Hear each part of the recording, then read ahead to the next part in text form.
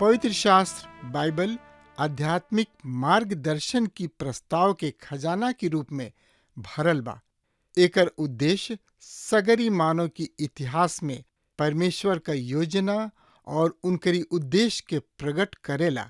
पौलुस कहलन, सगरी पवित्र शास्त्र परमेश्वर की प्रेरणा से रचल गईल और सिखावे, ताड़े, सुधारे और धर्म की शिक्षा खातिर उपयोगी हवे, ताकि जे केहू परमेश्वर का होखे उ कुशल से होखे और हर एगो भल काम जिंदगी खातिर सजल रहे। जिंदगी के राह कार्यक्रम का यह लक्ष्य है कि सगरी बातन में आप सबका दिशा निर्देश करी, मने रास्ता देखावी। कृपा करके देखी सुनी, ताकि परमेश्वर आपकी जिंदगी का मार्गदर्शक बन सके।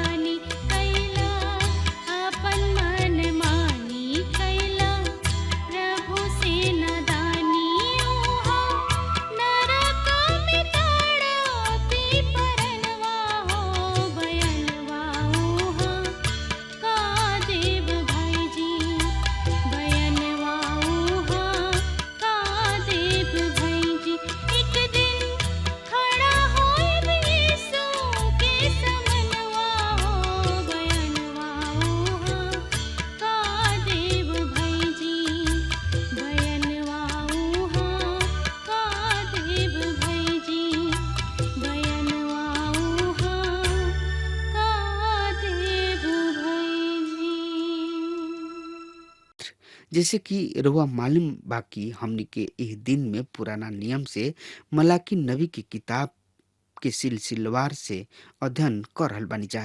पिछला अध्याय में हमनी के देखनी हजा मलाकी नबी के किताब एक अध्याय के 9 से 14 पद के औरी देखले रही जा।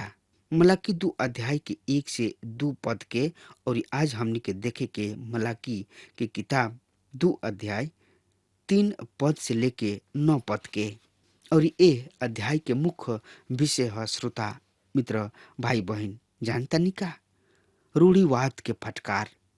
इसराइल प्रजा में जौन की रूढ़िवाद कर्मकांड के समय आ गइल रहे उ कर्मकांड हो गइल रहे। परमेश्वर ओहनी लोग के विरुद्ध ओहनी लोग के फटकार लगावताने और ओहनी लोग के सही ढंग से परमेश्वर के आराधना करे सिखावताने।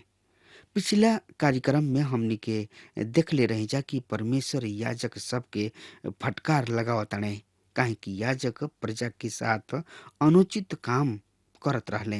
प्रजा के लोग ऐसन पशु सबके ले आवत रहले, ऐसना बलिदान के ले आवत रहले जौन की रोगी रहत रहे, दोषपूर्ण रहे और याजक ओकरा के लेके परमेश्वर के वेदी पर बलिदान करत रहले और ऐसे उ परमेश्वर के वेदी के तुच्छ जानत रहन और ओकरा के दूषित करत रहले और परमेश्वर ओहन लोग के फटकार लगावताने। और 4 पद में हमनी के पढ़नी हजा वरन 3 में परमेश्वर ओहनी लोग के फटकार लगौले और कहले देखा हम तोहनी लोग के वंश के झिड़कब और हम तोहनी लोग पर कचरा अर्थात तोहनी लोग के यज्ञ पशु सब के कचरा फैलाइब और ओकरा साथ तोहनी लोग भी उठा के फेंक दिहल जेबा। तब तोहनी लोग जनबा की ई आज्ञा हमरा ओर से मिलल बा कि लेवी के साथ हमार वाचा बनल रहे। सो ए तरी से परमेश्वर ओहनी लोग के फटकार लगावताने। परमेश्वर याजक सबसे साफ साफ शब्द में कहताने कि हम तोहनी लोग के आज्ञा उल्लंघन कोयला के कारण और हमरा नाम के निराधार कोयला के कारण तोहनी लोग के मुंह पर कचड़ा मलवाई, तोहनियों लोग के अपमानित और लज्जित करवाई। तब ओहनी लोग परमेश्वर के वेदी के सेवा के जोग ना ठहरी हैं। और 4 पद में परमेश्वर साफ कइले कि लेवी के घराना के हम वेदी के सेवा खातिर चुनले बानी। इसराइल के मूल पिता याकूब अपना अंतिम समय में अपना सब बेटन के विषय में नबूवत कैले। उ लेवी और शमौन के खातिर एक साथ नबूवत कैले जौना के हम उत्पत्ति के किताब के 49 अध्याय के 5 से 7 पद में पावतानी। आई हमरा साथ देखी उत्पत्ति के किताब 49 अध्याय के 5 से 7 पद एह तरी से बखान कर रहल बा। शमौन और लेवी त भाई भाई हवे, ओहनी उनकर तलवार हिंसा के हथियार ह। हमार मन उनकर सलाह ना माने, हमार महिमा उनका सभा में ना मिले, काहे कि अपना क्रोध में एगो मनुष्य के घात कैले और स्वेच्छाचारी होके बैल के पूंछ कटले। धिकार बा उनकर क्रोध के, काहे कि उ प्रचंड रहे और उनकर रोष काहे कि निर्णय रहे। हम उन्हें याकूब में अलग अलग और इसराइल में तितर बितर क देब। मिस्र इ नबूवत ह लेवी और शमौन के खातिर और तब परमेश्वर के इहवा कहताणे हम लेवी के घराना के इसराइल में से तितर बितर क देब। परमेश्वर एह तरी से कही है मित्र उ राजकीय घराना होई और उन्हें इसराइल में कोनो मिरास ना दिखाई दिही। उ समस्त इसराइली गोत्र के बीच तितर बितर रह के उनका बीच राजकीय सेवा करी हैं। जहाँ इसराइल के गोत्र के लोग इस संसार में तितर बितर होके रही हैं। लेवी के घराना के उनका बीच राजकीय सेवा करे के बा। पर ई सवाल उठता कि हत्यारा गोत्र याजक सब के गोत्र कैसन बना दिहल गोइल। मित्र एकरा खातिर हमनी के इतिहास के पन्ना पलटे के होई। जौना समय इसराइल प्रजा प्रभु के सेवक मूसा के नेतृत्व में मिस्र देश से निकालल गइले, निर्जन प्रदेश में पहुंच के उ प्रतिमा पूजा शुरू कर दिले। और ओ समय मूसा के परमेश्वर आज्ञा देले कि ई प्रतिमा पूजक लोग नाश कल जई हैं। ई लेवी के घराना रहे जौन की मूसा के आज्ञा के पालन कैले और मूसा के साथ मिल के परमेश्वर के इच्छा के आज्ञा के पूरा कैले। अपना उम्र के आखिरी क्षण में मूसा इसराइल के 12 गोत्र सब के पास बोला के आशीष दिले और लेवी के घराना के खातिर प्रभु के दास यह तरी से कहताड़े। व्यवस्था विवरण की किताब 23 अध्याय के 8 से 10 पद में प्रभु के सेवक मूसा के ए शब्द के पावतानी जा। लेवी के विषय में उ कहले, तोहार तुमीन और तोहार उरीम तोहरा भक्त के पास रहे, जेकरा के तू मस्मा में परखला और जेकरा साथ तू मरीबा के सोता पर विवाद कैले रह। उ अपना बाबू महतारी के विषय में कहले, हम उनका के नहीं जानत। उ अपना भाई सबके आपन ना मनले, ना उ अपना निज बेटा के समान कैले। उ तो तोहरा वचन के पालन कैले और तोहरा वाचा के मनले बाड़े।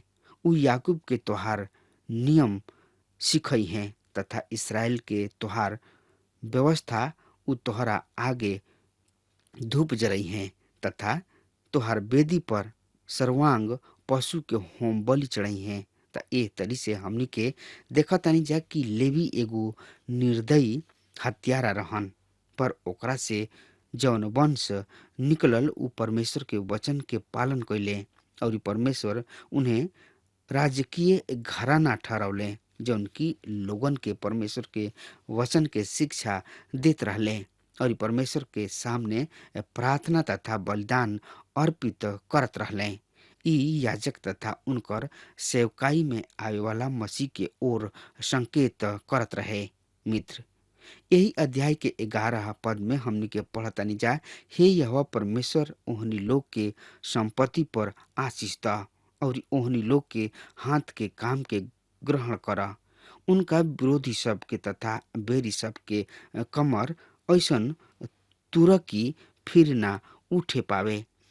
अब इमा प्रभु के दास मूसा ओहनी लोग के खातिर प्रार्थना करताणे। मित्र, इहे उ वाचा है जौन की लेवी के घराना के साथ बांधल गोल रहे। लेवी के घराना के इसराइल प्रजा के परमेश्वर के वचन के शिक्षा देत रहले। परमेश्वर से ओहनी लोग के खातिर प्रार्थना कोइल, मंदिर में धूप जरावल तथा बलिदान चढ़ाव के सेवा के पूरा करे के रहे। बलिदान मसीह के ओर संकेत करता और इससे इस सेवा महत्वपूर्ण सेवा रहे। एकरा के बड़ा पवित्रता के साथ पूरा करे के रहे, काहे कि प्रभु यीशु मसीह निर्दोष, पवित्र और निष्कलंक हमें और ऐसे उनकर सेवा बहुत महत्वपूर्ण रहे। पर मलाकी के समय में उनकर का दशा रहे। मलाकी नबी की किताब 1 अध्याय के 6 से 8 पद में हमनी के देख चुकल बानी जा। उन्हीं लोग परमेश्वर के वेदी पर अशुद्ध भोजन चढ़ावल करत रहन। यह परमेश्वर के मेज के तुच्छ जानत रहन। अंधा, रोगी, लंगड़ा, लूल्हा पशु सबके चढ़ावल करत रहले। उनका ओर से आँख फेर लेत रहले, ओकरा ओर के देखत भी न रहले, अपन जांच परख ना करत रहले और यही तरीके लेके ओकरा के वेदी पर चढ़ा दिहल करत रहले। ई काम परमेश्वर के नजर में घिनौना रहे, अपमान जनक रहे और यह काम के द्वारा ओहन लोग परमेश्वर के तुच्छ समझत रहले और उनका के तिरस्कार करत रहले।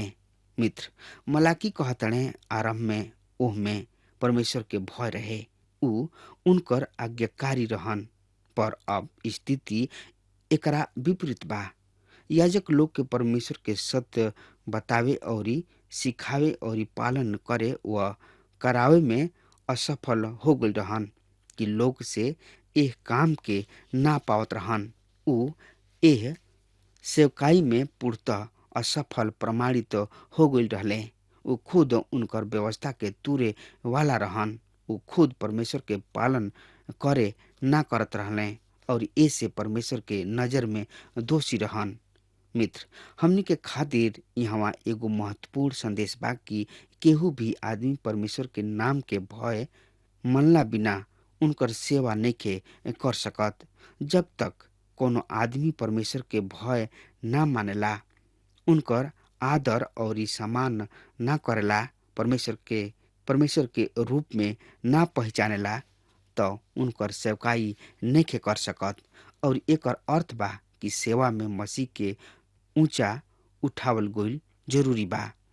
सुसमाचारीय सेवा में प्रभु यीशु मसीह के ऊंचा स्थान पर राखल, उनका के आदर और सम्मान दिहल, उनका के पहला स्थान पर राखल बहुत ही जरूरी बा।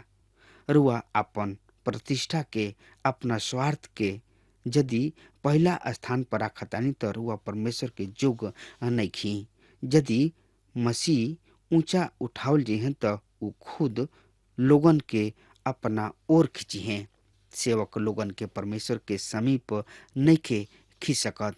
इ सेवक ना जौन की केहू के परमेश्वर के समीप ले आवे, इ परमेश्वर हवे, इ मसीह हवे जौन की लोगन के परमेश्वर के सामने ले आवेलन। तब मलाकी की किताब के 2 अध्याय के 5 पद से आगे रुआ हमरा साथ देखी। उनका साथ हमार वाचा जिंदगी और शक्ति के रहे और हमार ई ऐसे उनका के दिहनी की उ भय मानत रहन। अतः उ हमार भय मनले और हमरा नाम से बहुते भय खात रहन। लेवी के विषय में परमेश्वर ई वचन कह रहल बाणे।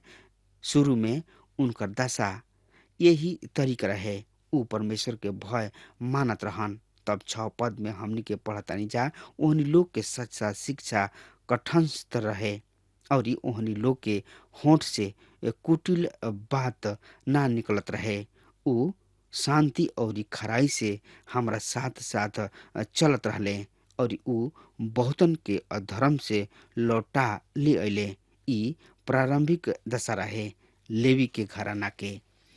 7वां पद में हमनी के पढ़तानी जा, काहे कि याजक के चाहे कि उ अपना होंठ से ज्ञान के रक्षा करे और लोग उनका मुंह से शिक्षा के अभिलाषा रखे, काहे कि ई त सेनाओं के यहोवा परमेश्वर के दूत हवे।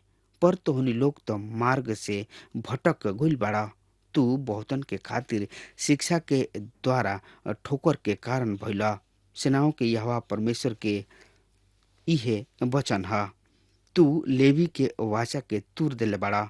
इससे हम भी तोहरा सब लोगन के सामने तुच्छ और नीचा क देले बानी, काहे कि तोहनी लोग हमरा राह पर ना चलेला, पर शिक्षा देवे में परमेश्वर याजक के विरुद्ध आरोप लगावेलन।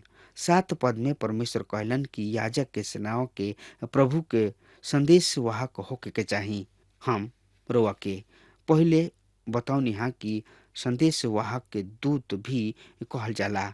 7 पद में परमेश्वर याजक के सेवकाई के यहाँ पर एगो विस्तृत चित्र पेश करताणे। देखी कैसन सुघर फोटो बा। कहे कि याजक के चाहे कि उ अपना होठ से ज्ञान के दशा करे। दूसरा काम और लोग उनका मुंह से शिक्षा के अभिलाषा रखे, कहे कि उ त सेनाओं के यहोवा परमेश्वर के दूत हवे। ई एगो महत्वपूर्ण पद ह। याजक के एगो महत्वपूर्ण आदर सम्मानजनक पद ह। याजक के दिहल गइल बा। उ परमेश्वर के संदेश वाहक हवे, उ दूत हवे। और ई प्रकाशित वाक्य की किताब में हम पढ़तानी कि प्रभु जी इफिसुस के कलीसिया के दूत के संबोधित कर रहल बने। उ ओकरा के संबोधित कर रहल बने। उ ओकरा के कह रहल बने जौन की कलीसिया के अगुआ हवे। ई उ शक्ति हवे जौन की कलीसिया में परमेश्वर के वचन के शिक्षा देले। और अब हम यहाँ अपन व्याख्या देवे चाहब। शायद ही रुआ के पसंद ना आवे, पर हमारा विश्वास बा कि ई पास्टर के एगो केवल काम है कि उ परमेश्वर के वचन के शिक्षा देव। और यहाँ प्रभु यीशु मसीह इफिसुस के कलीसिया के पास्टर से बात कर रहल बाड़े। पास्टर के केवल एगो काम ह कि ऊ परमेश्वर के वचन के शिक्षा देव। एकरा अतिरिक्त अन्य काम के खातिर पास्टर ना रहन।